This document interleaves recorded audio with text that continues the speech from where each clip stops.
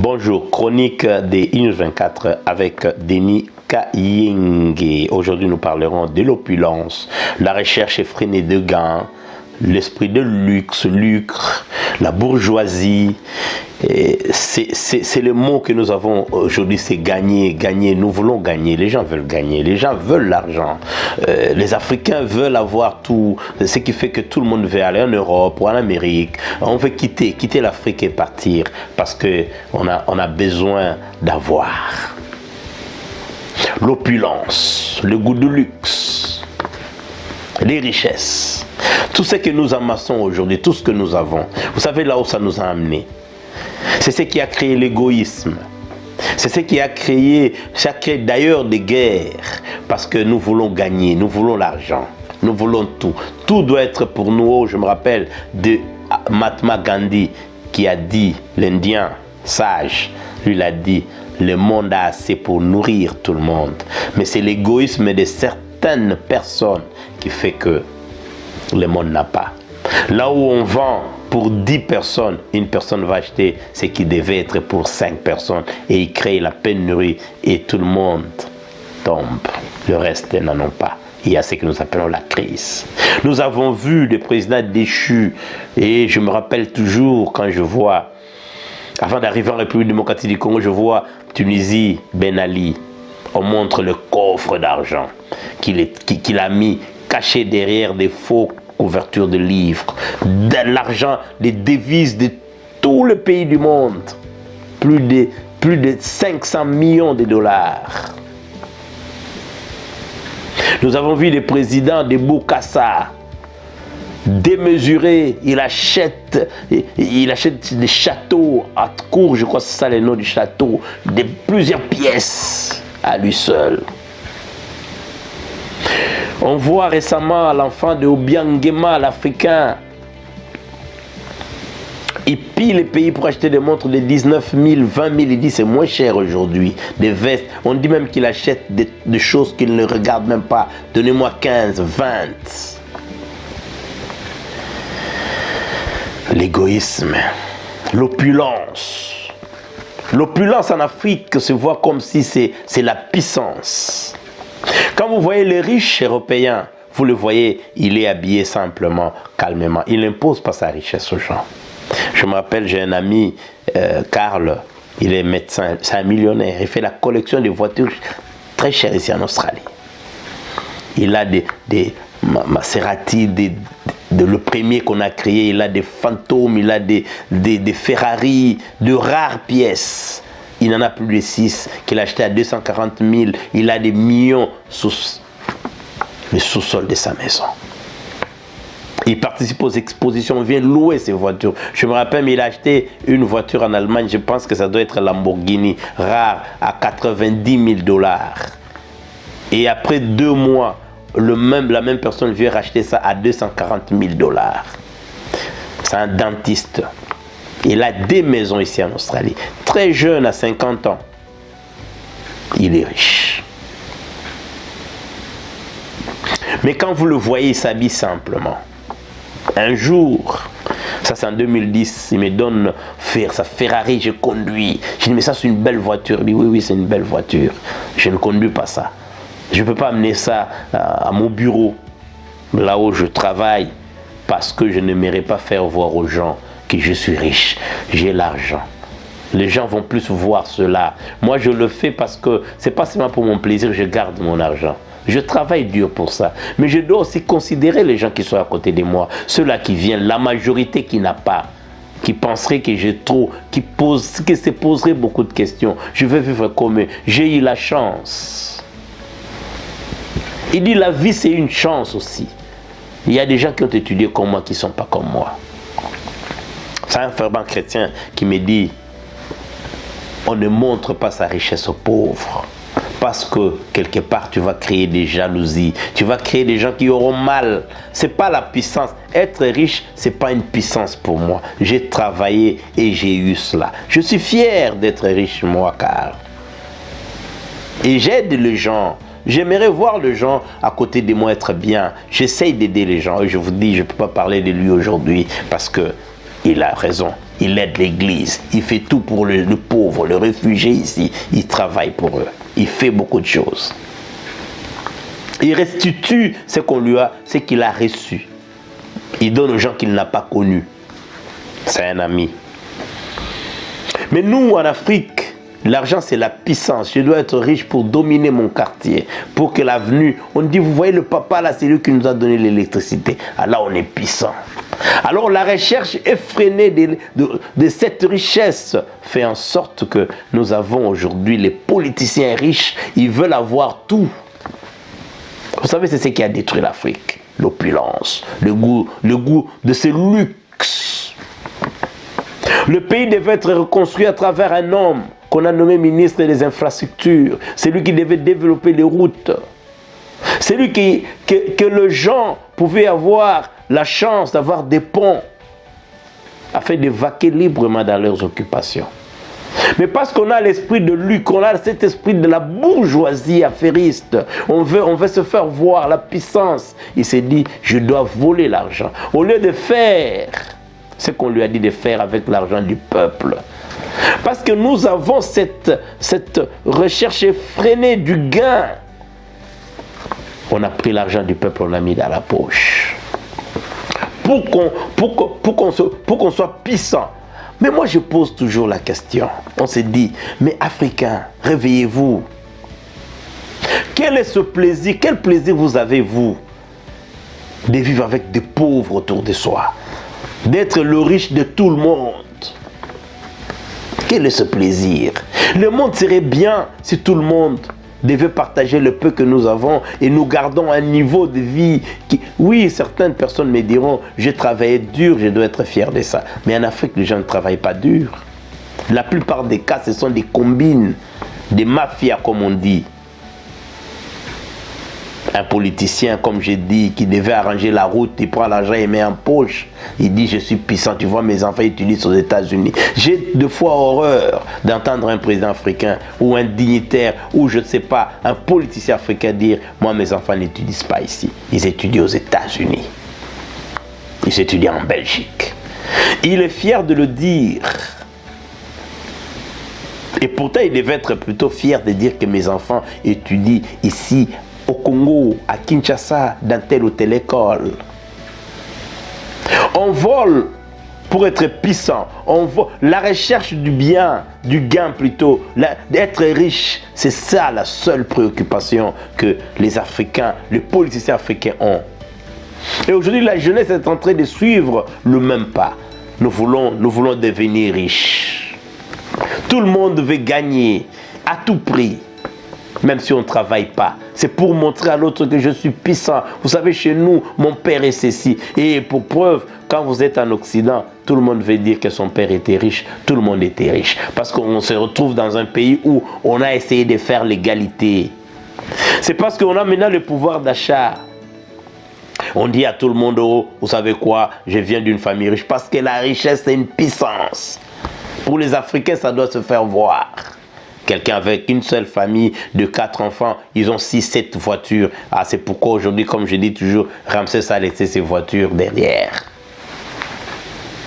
Aujourd'hui, Matata Pogno, je ne sais pas s'il peut conduire, traverser la ville de Kinshasa, boire à Béatrice, être content.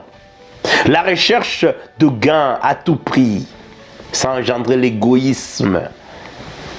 Ça crée de malversations. On doit voler pour que tout le monde dise que je suis riche. Les voleurs de la République. L'opulence détruit. L'esprit de lucre, la bourgeoisie affairiste a détruit l'âme de l'Africain, a détruit le développement de l'Afrique. La recherche effrénée du gain. La corruption est entrée là-dedans. Voici là où l'opulence nous a amenés. Le fait d'être puissant autour de tout. Et ça étonne. Tu vois quelqu'un qui construit une très belle maison. Il est député, il est ministre, il est sénateur en République démocratique du Congo. J'ai vu des choses en 2019. J'ai dit, mais c'est quoi ça? Est-ce que ça, c'est l'urbanisation ou c'est quoi? Vous verrez une très belle maison dans un quartier pauvre. Il n'y a pas d'avenue. On ne peut pas investir au Congo dans l'habitation. Il n'y a pas d'avenue, il n'y a rien. On a loti le quartier qu'on appelle Beauvent. Oh, je vous dis, il n'y a pas d'égout. Il n'y a pas de route, mais on met seulement des maisons, on distribue des numéros de cadastre aux gens. Il n'y a pas d'avenue. Quelle est cette fierté-là de vivre quand on est trop puissant, on a tout à côté de ceux-là qui n'ont rien? C'est ça la recherche effrénée du gain. Ça a atteint les églises, ça a attaqué le pasteur, les hommes de Dieu que nous respectons, les hommes de Dieu, vous aussi. Ils veulent rouler en Pajero. Ils veulent porter les chaussures les plus chères qui puissent exister. On a vu cette opulence dans l'église catholique, là où on est passé. On a vu des prêtres en Jimmy Weston. Des abbés qu'on chantait, dans Bouingue Musique a chanté ces abbés-là. Des abbés qu'on ne citera pas les noms aujourd'hui. L'église aussi est attaquée par la recherche de biens matériels. L'égoïsme est entré jusque dans l'église parce que l'opulence, ce goût-là d'avoir, ce goût-là de penser que si j'ai, ça signifie que la valeur de l'individu, c'est le bien qu'il a. C'est faux. La valeur de l'individu, c'est son cerveau. L'Africain doit plus travailler son cerveau. La jeunesse africaine doit apprendre, comme a dit Nelson Mandela. Nous devons aller à l'école de l'apprentissage afin de changer notre société, de marquer notre communauté par le bien que nous faisons, par la marque des inventions que nous allons faire. L'intelligence de l'homme doit transformer son pays, pas l'argent, pas les vols, pas l'opulence, vous avez toutes les voitures, vous avez toutes les maisons, vous avez tout ce que vous avez, chaussures. À la fin, on vous dira c'est vaniteux. Ça va passer. Les idées resteront. C'est pourquoi on parle aujourd'hui de Confucius, les Chinois. C'est pourquoi on parle aujourd'hui de Lumumba, les Congolais. On parle de Kimbangu, les Congolais. C'est pourquoi aujourd'hui, on parle de gens comme de Jean-Paul Sartre. C'est pourquoi aujourd'hui, on n'a pas oublié Zamenga Batukezanga avec les Bandoki et tout ce qu'il a écrit. C'est l'intelligence, c'est pas l'argent, c'est pas le bien que nous accumulons qui ne nous sert pratiquement à rien. L'opulence. L'opulence a détruit l'Afrique parce que l'Africain a pensé que avoir tout cela permet d'être puissant, mais tu es pauvre. Je suis quand même étonné de voir des dirigeants qui disent que je suis riche, je suis bien. Nous avons vu des scènes qu'on ne peut pas montrer aux gens. Un chef de l'État qui sort, qui est en Allemagne, qui un chef d'État africain, puissant qu'il est, son peuple est en train de l'indexer, dire que nous n'avons pas eu l'argent. Donc on s'est déplacé pour venir, on a dépensé notre propre argent. On est venu vers vous. Il faut que vous nous remettriez ne fût-ce que le pétrole, le carburant que nous avons dépensé. La recherche de bien, le gain. C'est le travail qui donne le bien. Il faut travailler. Et puis quand vous réussissez, soyez humble. Il ne faut pas que vous soyez dirigé par ce que vous avez gagné. Non. Ce que vous gagnez, mettez ça à la disposition de la communauté. Je ne vous dis pas d'aller distribuer l'argent. Je vous dis que si Dieu vous a béni, ça fait que vous puissiez bénir ceux-là qui sont dans votre milieu. Ceux-là qui vous entourent.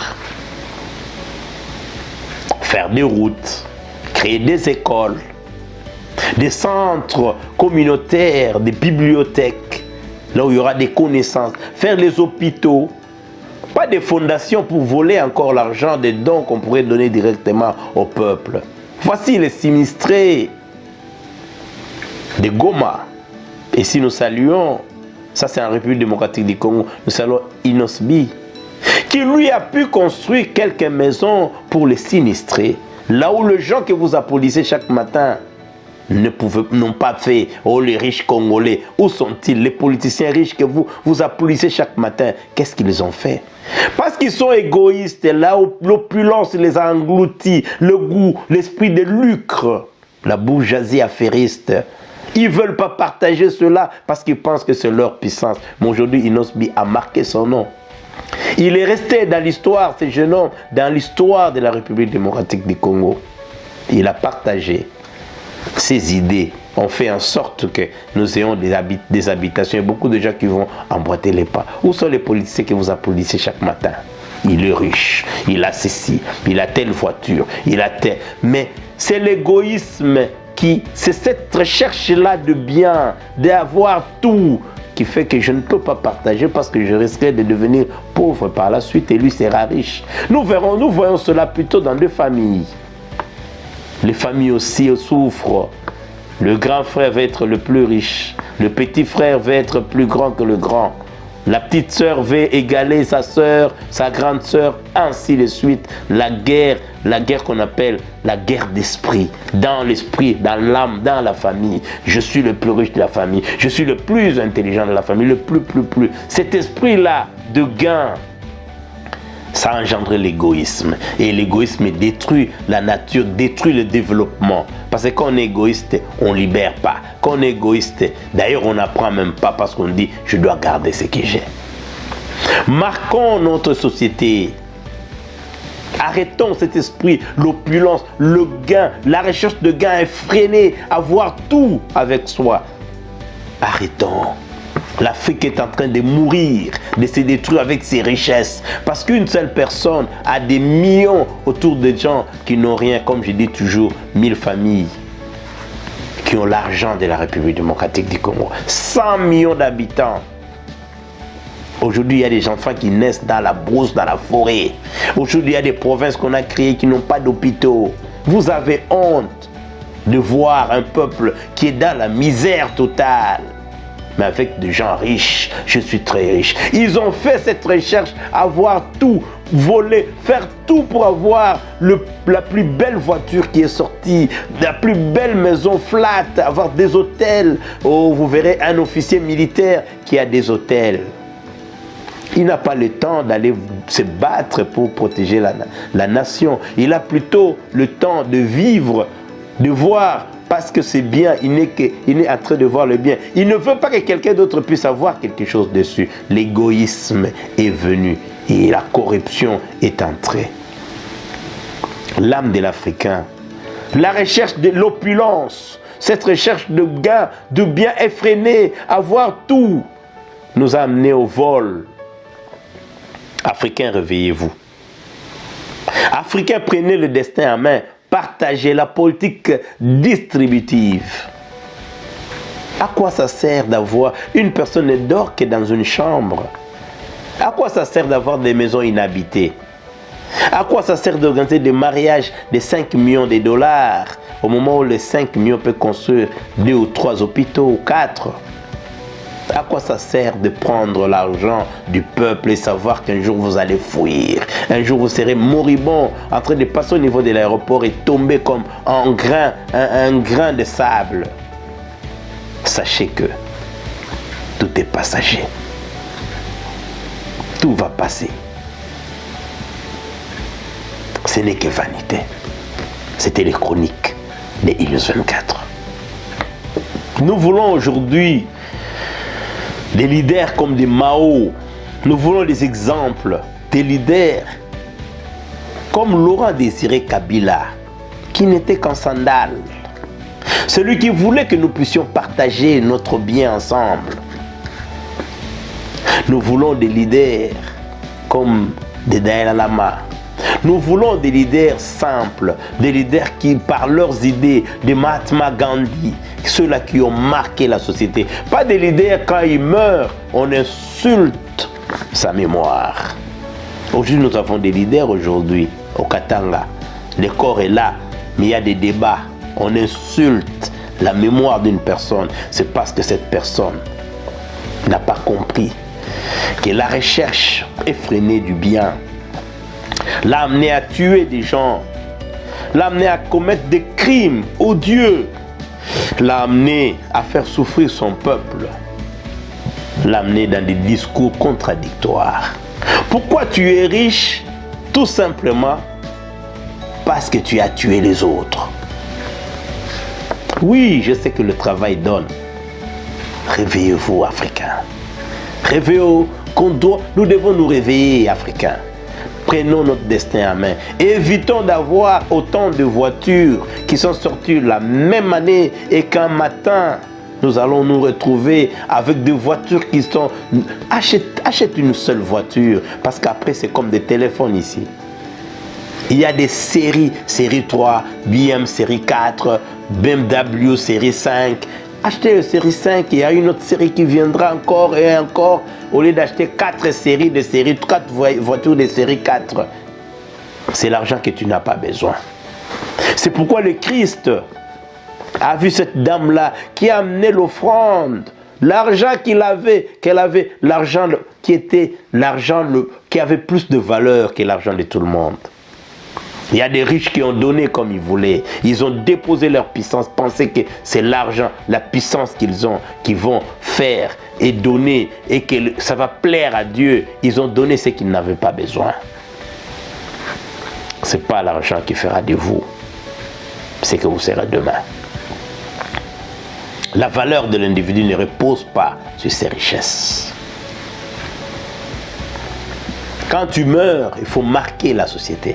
Quand tu meurs, il faut laisser ce que les Anglais appellent legacy. Quand tu meurs, il faut laisser quelque chose, laisser les traces sur cette terre. Pas quelqu'un qui meurt et on s'amuse, on se moque de lui parce qu'il a fait la recherche effrénée du gain. Il voulait avoir tout pour lui seul. Et la plupart des cas, ces gens-là meurent pauvres. Ou après lui, tout le monde va s'appauvrir parce qu'il laissera une guerre qui ne finira jamais. L'Africain a pensé, comme j'ai dit, je dois voler ici en Afrique pour aller construire en Europe. Ce temps-là est révolu. Africains, partageons. Nous connaissons la tradition africaine. Rappelons-nous tous chaque fois de la tradition africaine. Nos empereurs, nos rois, le roi Congo, ils partageaient avec ses concitoyens. Le bien était le bien de la communauté. Et c'est ça la valeur de l'Africain. Si on n'a pas pu avancer, c'est nous-mêmes. La République démocratique du Congo est à genoux aujourd'hui parce que le Congolais lui-même a infiltré son pays. Arrêtons de penser que c'est quelqu'un d'autre. Nous avons ouvert nos portes. Nous avons fait entrer des gens parce qu'on voulait gagner. On nous a promis l'argent, on nous a donné l'argent et nous étions devenus des puissants dans nos quartiers, dans nos familles, dans nos tribus.